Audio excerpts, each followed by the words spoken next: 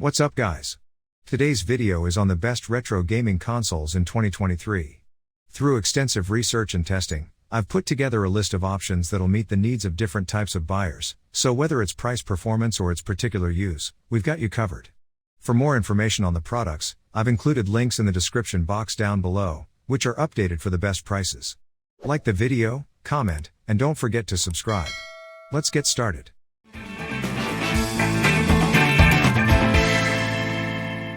At number 8. Dark Matter Arcade Fighting Stick, Best Arcade Controller. A common weakness with retro game consoles is the controllers.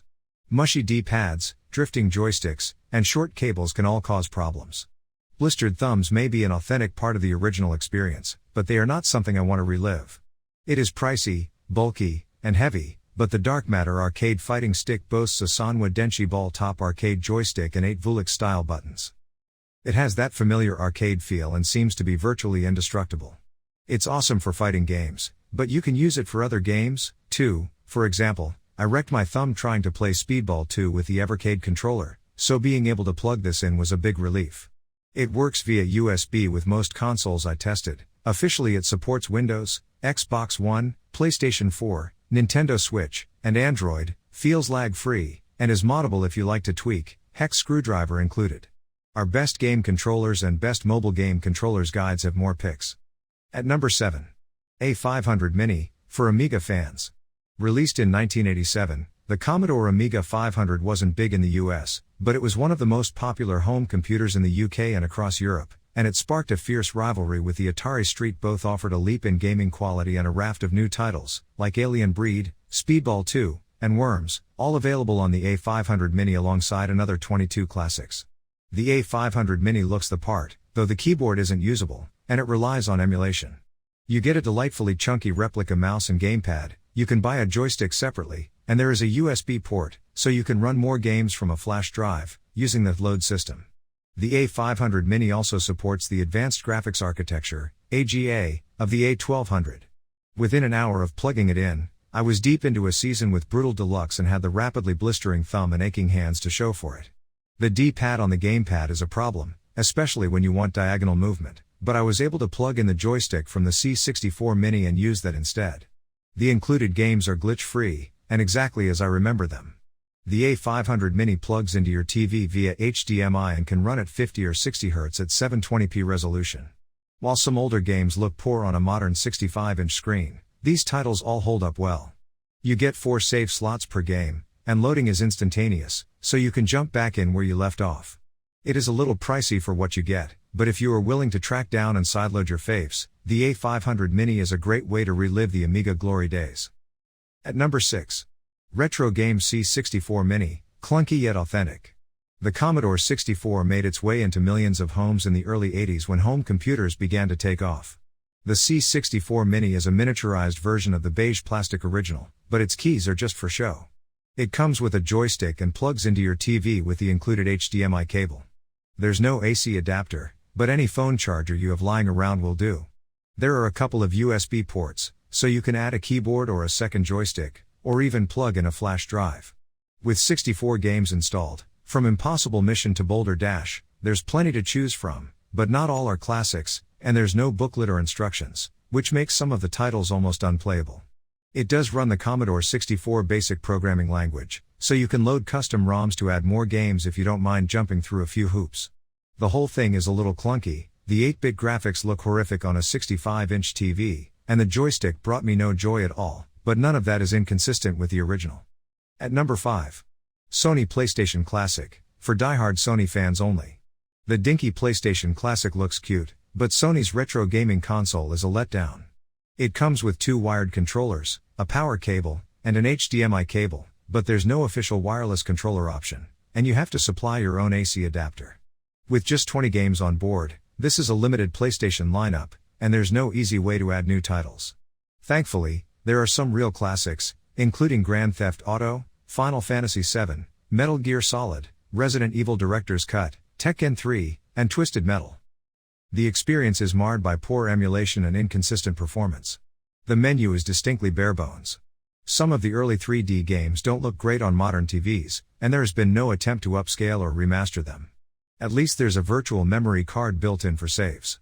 Despite some of the disappointments here, the classic does boast a great list of games that chart its evolution and remind us why it was so impactful. At number 4. Neo Geo Mini, for arcade lovers. Few will remember SNK's Neo Geo console from 1990, such was the dominance of Nintendo and Sega at the time, but it matched the performance of the company's multi-video system, MVS, arcade cabinets. The newer Neo Geo Mini unusually emulates an arcade cabinet rather than a console. It has a tiny 3.4-inch screen and a joystick with 4 buttons. It's a little awkward to play on, so you may prefer to buy a Neo Geo Mini pad controller. You get a power cable in the box, but you'll need an AC adapter, and you should buy an HDMI to mini HDMI cable to play on your TV. With 40 games presented in true arcade style, including a prompt to spend credits when you die, the emulation is excellent. Plus, SNK added the option to save and return to any point. It's a fighting-heavy lineup of games, including series like Metal Slug, King of Fighters, Fatal Fury, and Samurai Showdown. There are some fun games you'll struggle to find elsewhere, and the arcade cabinet design makes it a great desk ornament. At number 3. Sega Genesis Mini, most retro. When it comes to official mini consoles, the Sega Genesis Mini, also known as the Mega Drive, is the pinnacle.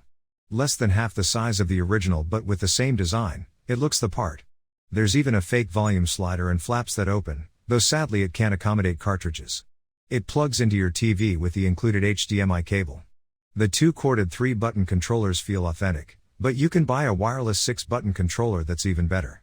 The experience is elevated by a strong lineup of titles that run smoothly and look exactly as you remember.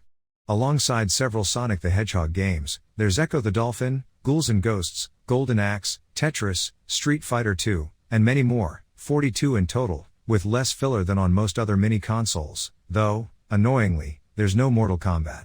Everything is tied together neatly with specially composed menu music from the talented Yuzo Koshiro.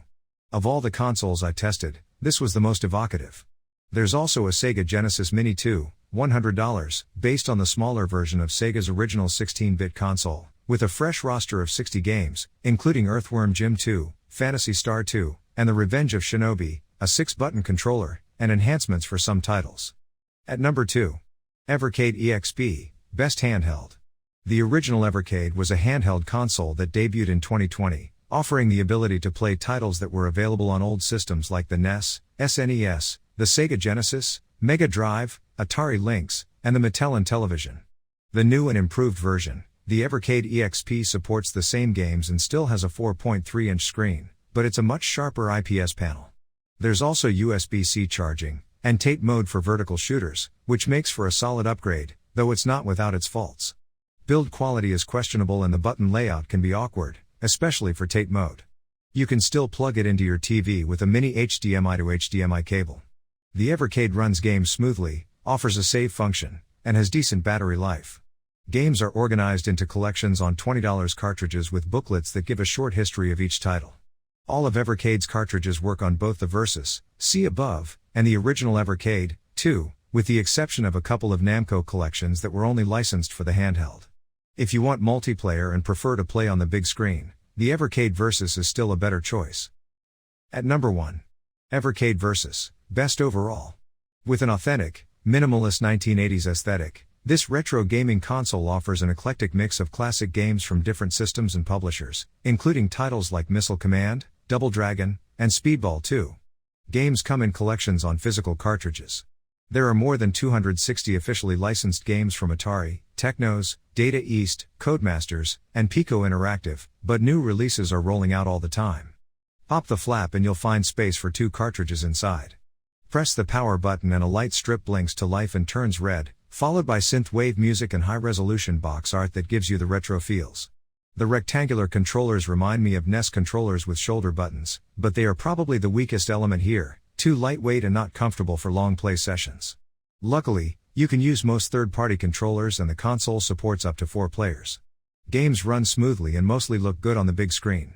You also get display options, including the original ratio and artificial scan lines, control schemes with support for remapping, and the ability to save anywhere. All of that at an affordable price makes this the best retro console for most people. Thanks for watching. For more details, follow the links given below in the description section, and if you are new here, please subscribe to our channel and hit the bell icon.